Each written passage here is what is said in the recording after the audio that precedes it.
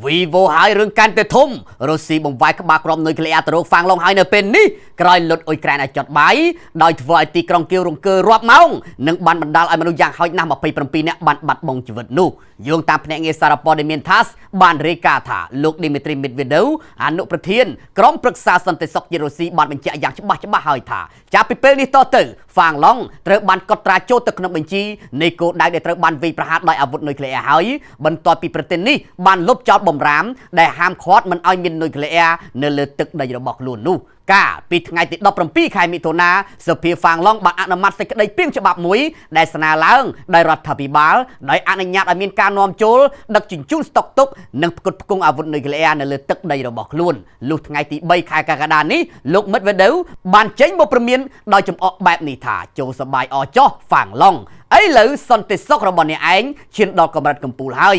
ចាប់ពីពេលនេះតទៅប្រទេសអ្នកឯងក៏ស្ថិតនៅក្នុងបញ្ជីនៃគោលដៅវាយប្រហារដោយគ្រាប់នុយក្លេអ៊ែររបស់រុស្ស៊ីផងដែររុស្ស៊ីព្រមមានយកគ្រាប់នុយក្លេអ៊ែរចាត់ការហ្វាំងឡុងយ៉ាងដូចនេះត្រឹមតែមួយថ្ងៃតែប៉ុណ្ណោះបន្ទាប់ពីខ្លួនបានប្រឡែងដ្រូននិងមីស៊ីលទៅវាយប្រហាររង្គើទីក្រុងគៀវរាប់ម៉ោងហើយបើគិតរហូតដល់ថ្ងៃសុក្រនេះមានសេចក្តីរាយការណ៍ថាមានអ្នកស្លាប់នៅក្នុងទីក្រុងនេះមានការកើនឡើងរហូតដល់27នាក់ទៅហើយនៅក្នុងការវាយប្រហារដែលខ្លាំងបំផុតមិនធ្លាប់មានទេលើទីក្រុងគៀវបើគិតចាប់តាំងពីសង្គ្រាមរុស្ស៊ីអ៊ុយក្រែនផ្ទុះឡើងកាលពីឆ្នាំ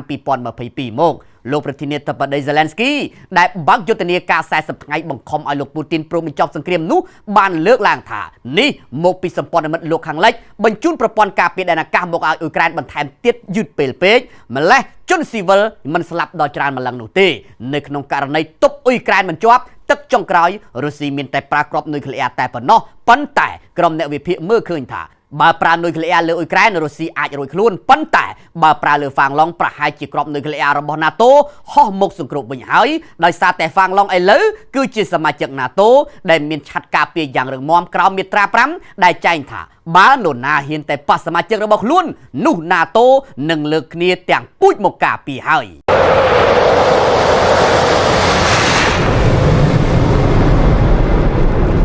ជាការឃាតករលាក់មុខលើមេឃរបស់អ៊ុយក្រែនតម្លៃត្រឹមតែ$2,000នៅក្នុងមួយគ្រឿងតែប៉ុណ្ណោះប៉ុន្តែវាអាចដេញពីឃាតដ្រូនសត្រូវរាប់$10,000បានដូចព្យុះជាពិសេសប្រភេទដ្រូន Zahid របស់រុស្ស៊ីជាការត្រូវបានយកមកបង្ហាញឲ្យពិភពលោកបានឃើញដោយក្រុមហ៊ុនការពីជាតិចំនួន2របស់អ៊ុយក្រែននៅក្នុងពេលថ្មីដោយវាត្រូវបានផលិតឡើងយ៉ាងពិសេសដើម្បីតាមពីឃាតដ្រូន Zahid របស់រុស្ស៊ីគណៈវាត្រូវបានបំពាក់ដោយប្រព័ន្ធចាប់សញ្ញាគោលដៅនិងគ្រាប់ដេញតាមរមាញ់ដោយស្វ័យប្រវត្តិហើយអ្វីដែលកាន់តែពិសេសអស្ចារ្យនោះគឺវាមានតម្លៃទាបបំផុតនៅលើទីផ្សារក្រុមហ៊ុន Viry ដែលបានបញ្ចេញឃាតករលាក់មុខលើមេឃជាការនេះកាលពីខែមិថុនាដោយនិយាយថាវាត្រូវបានផលិតរួមគ្នាជាមួយនឹងក្រុមហ៊ុន Noctis ដោយដកស្រង់បទពិសោធន៍ប្រយុទ្ធរបស់អង្គភាពប្រតិបត្តិការដ្រូន Daxnok នៅជួរមុខរបស់អ៊ុយក្រែនផ្ទាល់តែម្ដងZeka ផលិតឡើងសម្រាប់អ្នកមានលទ្ធភាពល្មមក៏អាចទិញបានដោយសារតែវាមានតម្លៃត្រឹមតែ$2,000តែប៉ុណ្ណោះនៅក្នុងមួយគ្រឿងប៉ុន្តែវាអាចហោះរហូតទៅដល់ល្បឿនលើស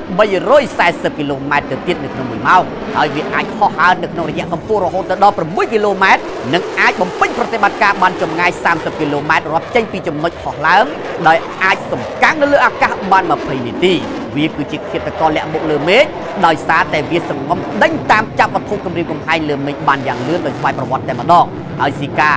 2.0 វិញគឺមានបំពាក់មុខងារកាន់តែទំនើបដោយអាចចាប់សញ្ញាដ្រូនរបស់សត្រូវបានជាងមុនរហូតចម្ងាយ2គីឡូម៉ែត្រឯណោះហេតុដូច្នេះដ្រូនរបស់សត្រូវកុំចង់មកក្បែរសោះត្រឹម$2,000ប៉ុន្តែអាចជាបន្លានៅក្នុងកែវភ្នែករបស់ Zahid របស់រុស្ស៊ីបានដ្រូន Zahid ដំបូងឡើយអភិវឌ្ឍដោយអេរ៉ុងហើយផ្គត់ផ្គង់មកឲ្យរុស្ស៊ីមុនគេនៅក្នុងឆ្នាំ2022នៅរុស្ស៊ីត្រូវបានគេស្គាល់ថាមានឈ្មោះ Yaram 2ដែលមានតម្លៃប្រហែលជា$20,000នៅក្នុងមួយគ្រឿងនិងអាចផ្ទុកក្បាលគ្រាប់បានទម្ងន់រហូតដល់80គីឡូក្រាមប៉ុន្តែឥឡូវប្រហែលជាចាប់ដោយសារតែ Zeka ដែលមានតម្លៃត្រឹមតែ$2,000តែប៉ុណ្ណោះ